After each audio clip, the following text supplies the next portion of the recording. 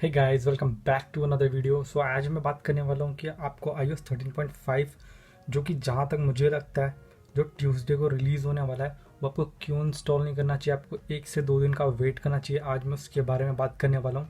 और उससे पहले अगर आप इस चैनल पर नए हो तो चैनल जरूर सब्सक्राइब कर लो, मैं आपके लिए ऐसी ही वीडियोस लेके आता रहता हूँ। सो iOS 13.5 का लोग काफ़ी टाइम से वेट कर रहे हैं। जो हमें इशू देखने को मिल रहे थे iOS 13.4 के अंदर, उसको लेके फिक्स होने वाला है इसके अंदर इशू। और इस अपडेट के अंदर आपको कोविड-19 का एक टॉगल देखने को भी मिलेगा, जिससे आपको नोटिफिकेशन मिलेगी आपके आसपास रहने वाले कोविड पेशेंट्स की। बट iOS 13.5 के अंदर भी इशू देखने को मिल रहा है अभी तक बीटा वर्जन के अंदर। सो ये इशू आपको फेस आईडी के रिलेटेड है। सो हो सकता है कि अगर आप लोग इसको अपडेट करेंगे तो आपकी फेस आईडी जो है वो बेकार हो सकती है। ऐसा ही हुआ है एक यूट्यूबर के साथ, उनका नाम है आई डिवाइस हेल्प, उनका चैनल है।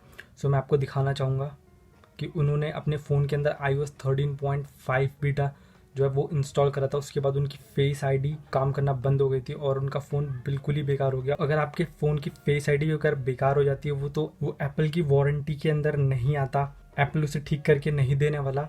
सो मैं आपको सजेस्ट करूंगा कि आप 1 से 2 दिन का वेट करें, उसके बाद ही iOS 13.5 इंस्टॉल करें अपने फ़ोन के अंदर। सो मैं आपको डराने की बिल्कुल भी कोशिश नहीं कर रहा, एक सजेशन दे रहा हूँ, आप फेस आईडी का रिस्क ना ले इसलिए। सो आई होप आपको ये वीडियो पसंद आई हो। नए हो चैनल पे तो चैनल जरूर सब्सक्राइब कर लेना।